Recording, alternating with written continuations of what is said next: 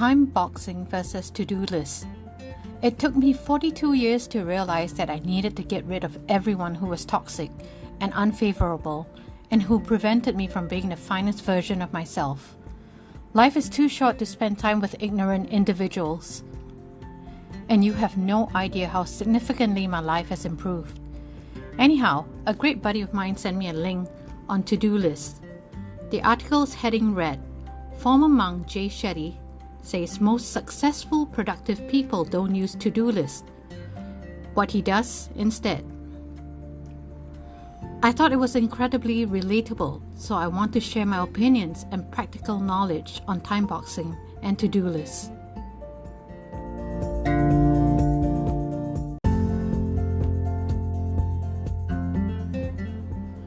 Apparently, Jay Shetty and I have a lot more in common than I like to think, but it's also possible that I've learned a lot from listening to his podcast. Anyway, let's get to the topic I wanted to cover. To start, let me say that I don't frequently use a to-do list. I might always claim to be going through my to-do list, but I only do so because it's simpler to use that phrase than to define timeboxing. Timeboxing, as defined by Jay Shetty, is the process of converting your to-do list into a calendar and assigning each activity a specific amount of time.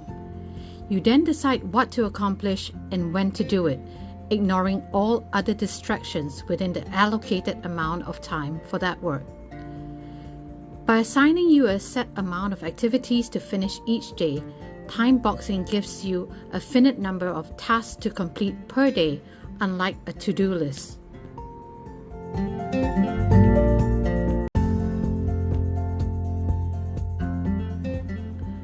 This is how timeboxing functions in my opinion, and why I believe it increases my productivity.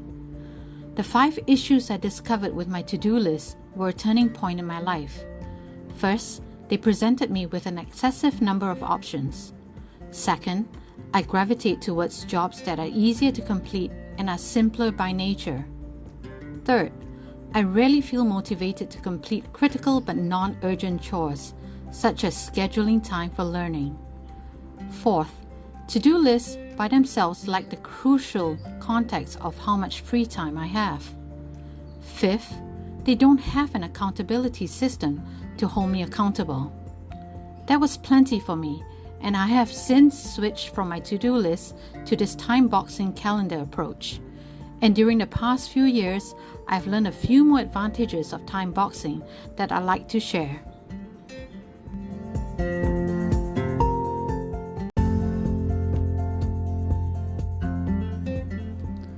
First, scheduling time boxes into a calendar allows for the relative arrangement of tasks. Working diligently and doing my absolute best isn't always necessary. Instead, doing the right thing at the appropriate moment will result in greater results for everyone. Second, it provides me with a detailed account of everything I've accomplished. Thirdly, I feel like I have greater control. Control is the main factor that determines my level of enjoyment at work. Thus, this is really essential to me. My happiness and productivity suffer as a result of frequent interruptions. Timeboxing is the ideal remedy for this. I plan what to accomplish and when to do it, eliminate all outside distractions for the specific period of time, and complete the task. Consistent control and obvious success are incredibly pleasant and even addictive. This is about my intention and how I feel, not just about production.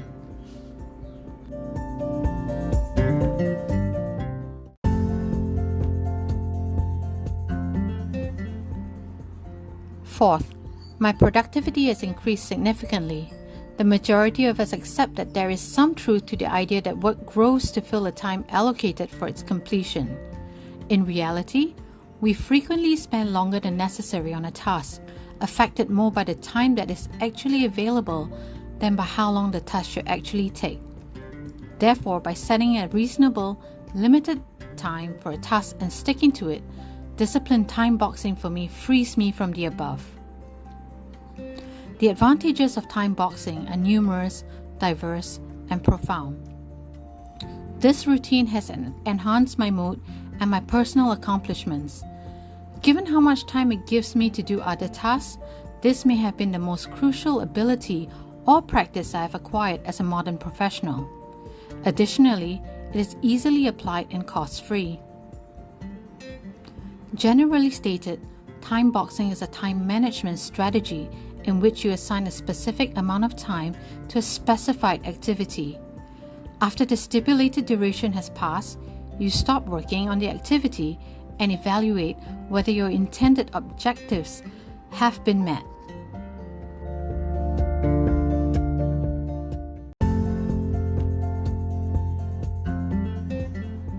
How do you time box then? 4 steps make up the time boxing method. 1. Locate your appropriate task. 2. Establish your goals. 3. Set the timer. And 4. Work and evaluate your progress. Step 1. Locate appropriate task. In general, you can choose any task and assign it to a time box, but it would be better if you did so for the following tasks. Tasks that you don't want to spend a lot of time on and for which you lack motivation.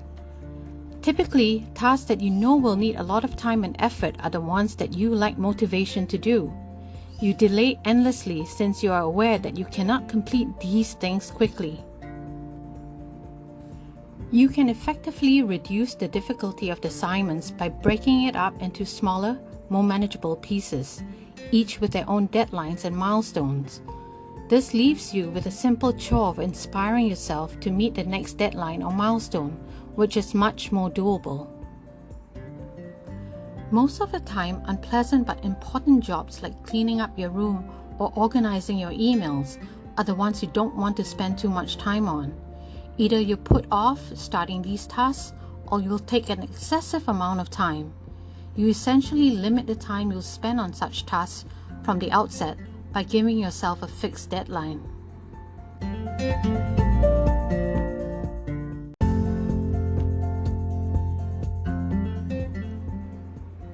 Step 2. Establish your goals. Once you've chosen your projects, consider what you intend to accomplish with them and when. When it comes to tasks you don't want to perform, you might make working on them during a time box a goal itself. For instance, make cleaning your room for 15 minutes your goal.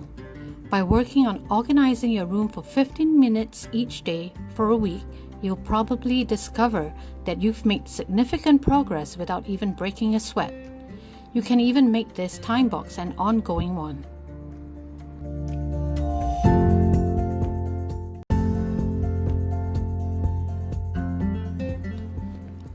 Step 3. Set a timer. This step is very similar to the second stage in the time blocking time management strategy. Once you've decided on the activity you'll tackle and the goals you want to achieve by doing it, it's time to devote a time period to this work. Therefore, you choose when to begin working on the task and when to finish it. If the time limit allows, you may even note this time in your calendar to ensure that you don't get behind on your errands.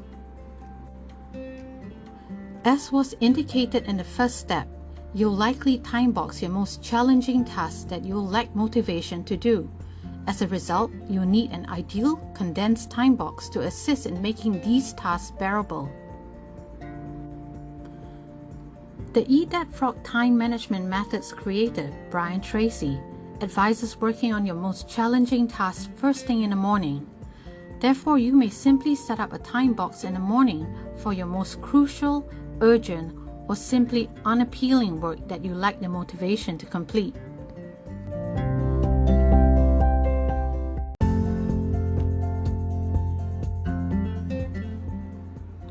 Step 4.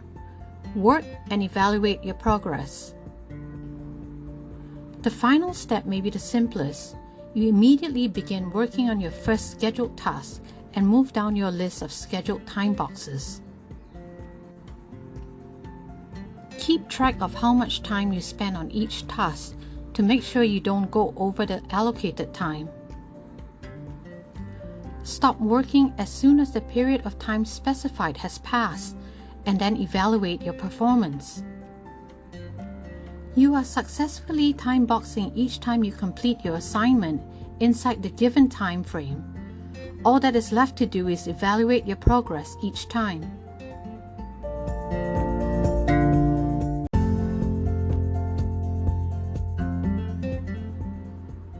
I'm not entirely against making a to-do list. What is the secret to completing tasks? It involves creating to-do lists and completing them. The most critical tasks are listed first, while the least significant tasks are listed last.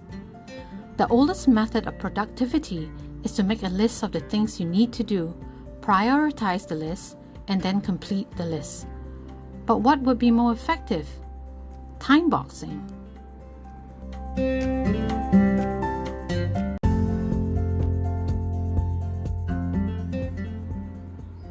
The debate between time boxing and to-do lists is an important one when deciding how to get things done.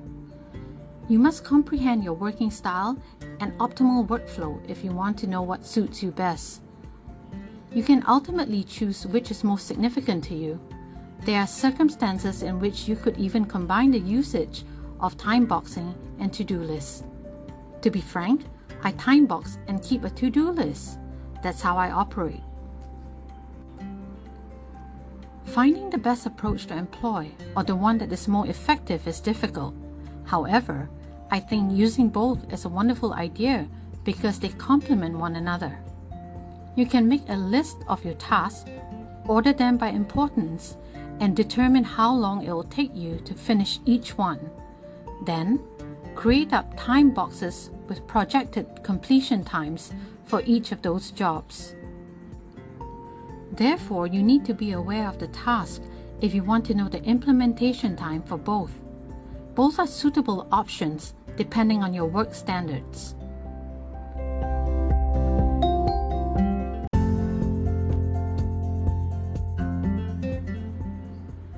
Whatever you choose to do, never forget one crucial point. Take regular breaks. Humans can operate most effectively for only 35 to 45 minutes on average. Therefore, it's essential to continuously take breaks if you want to maintain your energy and productivity.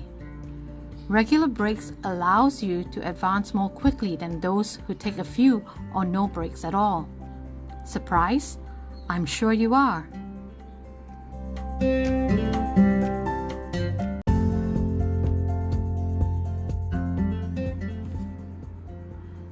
With my always busy schedule, which requires excellent organizational abilities, and after all these years as a modern professional, I have come to understand the few benefits and drawbacks of time boxing and using to-do lists.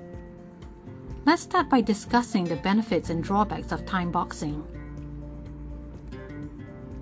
The advantages of time boxing includes ease of performance, ease of time management, more possibilities of evaluation, and less anxiety.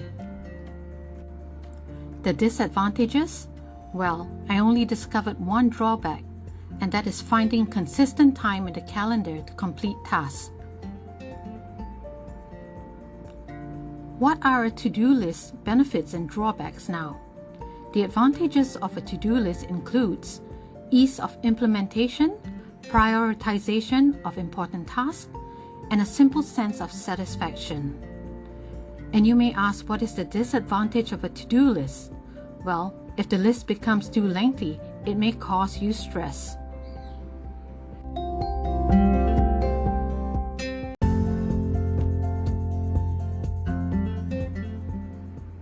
In conclusion, the next step for you is to decide whether time boxing, to-do lists, or both are good for you. However, feel free to experiment to discover what works for you. I would advise utilizing both because they complement one another quite nicely. So book some time to implement a version of this that works for you.